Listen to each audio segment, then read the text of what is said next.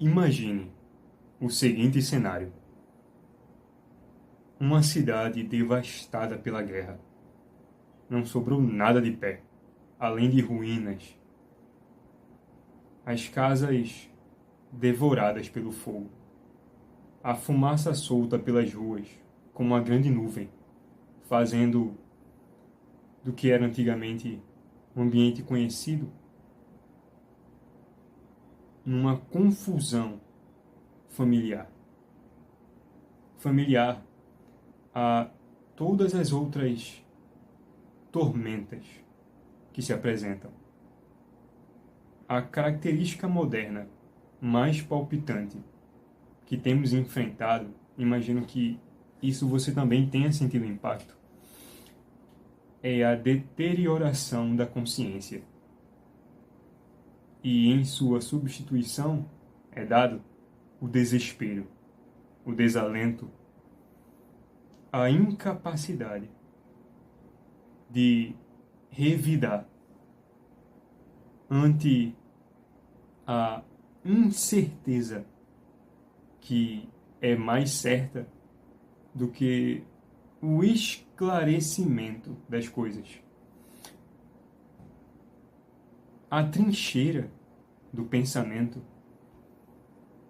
é a proteção que a consciência arma através de uma cultura própria, de uma potência bélica cultivada em silêncio, em contemplação, diante de um cenário em ruínas. Não há muito o que se pode fazer, a não ser sentar-se momentaneamente e assistir o que aquela realidade oferece. O que é que pode ser extraído de uma situação da qual não pode se erguer, tendo uma devastação, as ogivas, os explosivos que nos assaltam por todos os lados e devoram o espaço pessoal, nos confundindo com outra coisa que não nós mesmos, merece um cuidado especial, uma proteção especial. E essa proteção especial se vê cada vez mais necessária pela incidência contínua do desamparo, da solidão inconfessa ou negada. É certo que qualquer coisa que se vá fazer, qualquer entendimento que se procure incrementar na sua personalidade, parte de um caminho austero. Da mesma forma que Dante inicia a Divina Comédia pelo inferno, no meio do caminho de nossa vida, no meio do caminho da nossa vida, me via errar por uma selva escura, porque a direita via era perdida. Na medida em que a solidão se apresenta no cenário moderno, a atitude reacionária de costume é a afirmação do ego perante uma incontestável exigência do avanço. Ora, tudo que se pressupõe avanço, pressupõe também o seu atrito. Uma coisa é indissociável da outra. E nesse atrito, pelas brechas, se entra luz. E desse atrito, o seu primeiro estado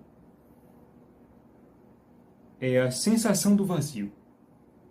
Não é à toa que, atualmente, você for ver pelas redes sociais, no Instagram, no YouTube, em outras redes, os comentários de pessoas que estão lendo ou querem se assenhorar de um status intelectual porque leem esse ou aquele autor. Autores como Dostoiévski e Kafka, por exemplo, não é coincidência que sejam mais falados. E são tão mais falados pela representação universal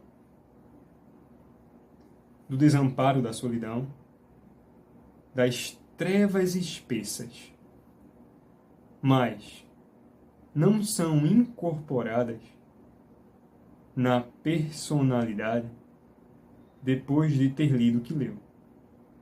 É como um cargo temporário de que possuo alguma cultura ante uma aglomeração de pessoas da qual quero me afirmar. Dostoiévski e Kafka. Todos os grandes escritores partiram de um ponto desalentador. Como ante a solidão, a maioria das pessoas desconfortáveis pela espessura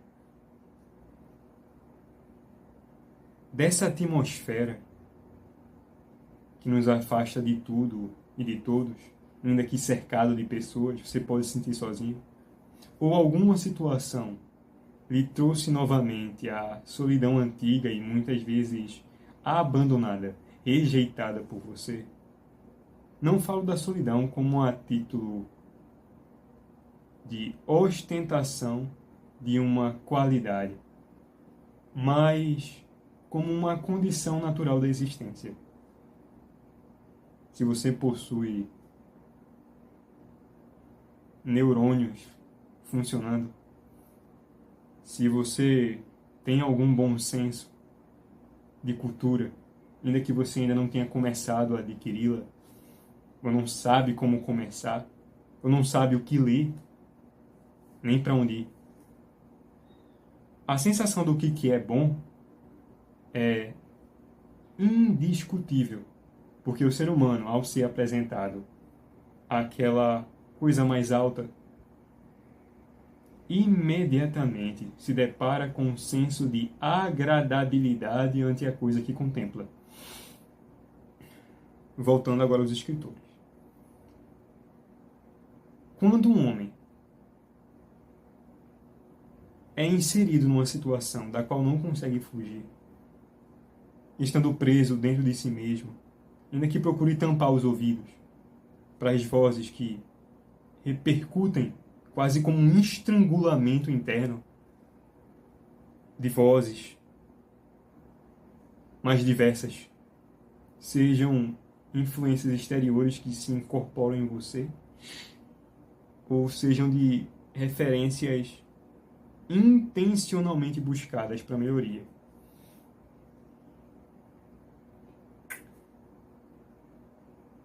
Esse cenário dado,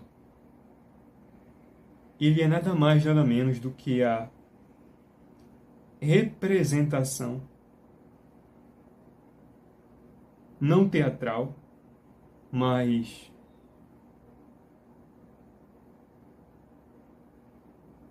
cirúrgica dos afetos modernos.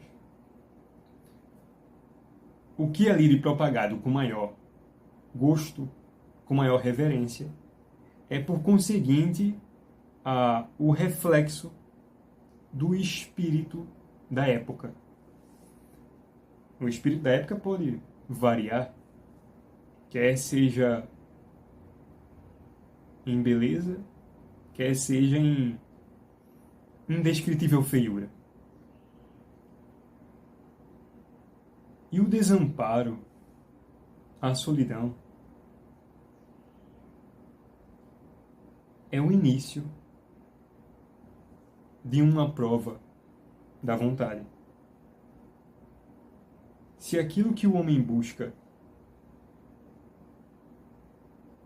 tem uma solidez que lhe é própria, se aquilo vale um distanciamento, quer sejam de pessoas ou de hábitos, quer seja de dilemas interiores nunca resolvidos, ou de traumas, ou de experiências contraditórias, é sempre apresentada sob a forma de um paradoxo, em que aquela coisa é boa e ruim, olhando a partir do aspecto ou da área que você, ao ver o objeto, procura enxergar, seja daqui, mais de trás, um pouco mais por cima ou mais do lado. E a aceitação dessa contrariedade a partir da confissão do que está presente, que é possível entender, é necessariamente a verdadeira trincheira do pensamento. Não a busca impulsiva por uma coordenada mais aconchegante, mas a permissão temporária de uma dúvida onde você pode tecer vastidões, mundos. Assim como o homem, você mesmo, seja homem ou mulher que estiver me assistindo, mais jovem, mais velho, não importa, se depara com a profundidade das coisas, seja a profundidade para algo baixo ou a profundidade para a excelência, é indiscutível que todas as pessoas têm uma inclinação à profundidade. Quando você assiste um vídeo que você gosta, quando você escuta uma música que você gosta e que ali desperta afetos, a tendência da repetição é a profundidade, é o vasculhar, deixa-me beber dessa água até que não tenha mais sede, até o ponto da saciedade. Na solidão, quando não há o trabalho dessa consciência plenamente assistida, você se distancia não da realidade, mas de como você mesmo, pelo costume, reagiria. A transposição, as camadas são capturadas como se projeta uma sombra. Assim como você está no dia de sol, você está no meio da rua e o sol a pico esbarra em você e projeta a sua sombra e você se movimenta e vê que ela acompanha. É essa movimentação livre da sombra, que é você mesmo, e você consegue de fora ver, que é o hábito efetivo contra os efeitos malignos, não falo malignos em sentido estrito, mas a solidão como um atrofiamento da disposição em entendê-la, o que engendra a depressão, mas a solidão tomada como um ato de responsabilidade pelo dilema, pela contradição que lhe é oferecida. Como se você, no restaurante, tendo pedido uma comida num cardápio, seja ela mais cara, mais barata, que cabe no seu bolso, ou de aparência mais gostosa, se a imagem da comida estiver no cardápio, e você tendo pedido a comida e esperado pacientemente, não sei se um bom restaurante você iria, ou mais de esquina, a comida que chega é totalmente diferente do que você pediu. Não está nem sequer no cardápio. E o garçom, ao chegar à sua mesa, fala da seguinte forma: é tudo que temos para hoje. Mas você está com fome. Não sei, talvez você esteja acompanhado, sua namorada, sua esposa, ou seu namorado, seu esposo. Então você se depara com o seguinte dilema. Já que você percebe que a pessoa a qual você está acompanhada está com fome, você aceita e come o que tem. Ao terminar a comida, não satisfeito ou insatisfeito, mas tendo um gosto indescritível, você se surpreende ao ver a conta chegar. Um valor que não equivale. Tal surpresa, esse gosto não descritível, essa incompreensão, essa suspensão momentânea do entendimento, é o que lança muitas pessoas a entrarem numa guerra interior. Então, a trincheira do pensamento é a habitação resistente ante o bombardeio das variadas possibilidades que lhes são oferecidas, das quais aparentemente lhe lançam certos caminhos. A multiplicidade dos caminhos produz muitas vezes o congelamento. Você não sabe para onde ir e me sinto perdido tanto dentro quanto fora. O que é que eu faço agora? Como as consciências modernas não são alimentadas com a contradição, e sim a certeza plena das coisas, porque você merece, porque você é o melhor, porque você é bom. Não porque há uma qualidade interior da qual mereça uma atenção exclusiva, que mereça uma autoridade, mas sim é o que é. E nesse é o que é, sem uma identificação de uma responsabilidade interior que seja equivalente a essa direção, as pessoas se aferram a estátuas erguidas por si mesmas, feitas de isopor, que é um modelo para lhe livrar da solidão. Eu não preciso encarar a solidão agora porque tem tantas coisas acontecendo. Ou porque me sinto mal quando vou até ela e o seu sussurro é muito desconfortável. Claro que a solidão para uma alma, a inteligência não alimentada, que é amortecida pelo automatismo, não lhe põe resistência alguma. Você é atado. Pescoço, mãos e pés. Não há o que fazer. E a desolação é a sentença de uma inteligência que não foi despertada. Você não tem escolha. Por isso que muitas pessoas despertam alguma capacidade mediante um ponto de atrito. Ou se transformam na desfiguração daquela virtude que deveria preencher o lugar, que é a saída da solidão.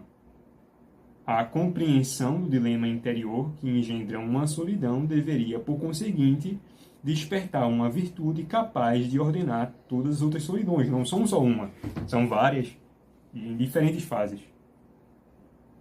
Mas como essa preparação não é difundida, o automatismo, a velocidade às quais as pessoas são empurradas, que é para garantirem a sua segurança, seja ela financeira, seja de sua profissão, que é muito importante, ocupa um espaço que não se equivale na estrutura dos benefícios humanos. Indo para o cerne, o âmago desse vídeo, que é a trincheira do pensamento. Que seria essa trincheira? Ora, numa trincheira, os soldados, ao chegarem em vastos campos, em lugares de armadilha que já sabem que vão se deparar com o inimigo, marcam certos pontos e cavam abaixo da linha de tiro, onde podem ser colocados vigias, certas armas de longa distância. Há um vislumbre da ameaça inevitável, iminente. E você assiste e espera. Embora não anuncie a sua chegada, você vai chegar. Ela vai chegar. Ainda que cochile e de assalto lhe tome, exigindo de você uma preparação ansiosa, apressada por ser pego desprevenido, o que numa armadilha é muito ruim. As pessoas sentem o inóspito, a incapacidade que possuem de entender as contradições mais recorrentes. Se você olha para toda a cultura, toda a história, ela não surge de forma linear. Qualquer historiador sabe disso. A história não é linear. Os acontecimentos não são. E como os escritores são imersos em grandes conteúdos contraditórios, o contraste entre lux et neombra, luz e sombra, a aceitação de que essa multiplicidade de formas vão se apresentar em circunstâncias das mais diversas, é a maturidade que você oferece ao pensamento, quando recuado não para fugir, mas para convidá-la para mais perto, até que se torne familiar.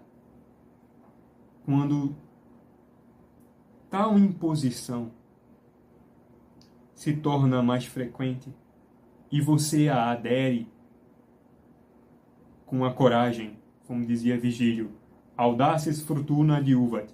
A coragem favorece, a sorte favorece os audazes. Há um desbloqueio de uma percepção mais aguçada na descrição de um dilema íntimo. Fugir disso é certamente a aniquilação, é o desterro, é a obliteração de qualquer vida humana possível.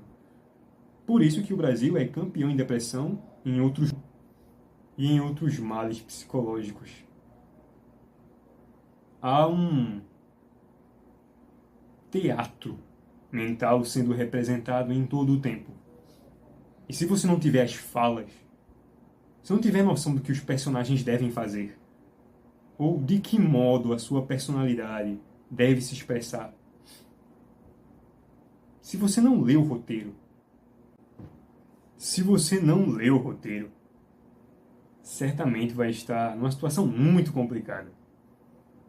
E é melhor sair dela enquanto ela ainda coloca enigmas muito inocentes. Ou, a depender do seu caso, já de cara vem um problema austero, que você não tem nem com que se comparar. Mas a admissão de que você tem que cavar uma trincheira e aguardar, afiando o pensamento na pedra, lendo as boas obras, é o repertório saudável, é o armamento favorável mais efetivo contra essas ameaças que sempre se insinuam na sombra. Só chegam sorrateiras, quando menos se esperam. Então, a isso e a mais obriga o pensamento.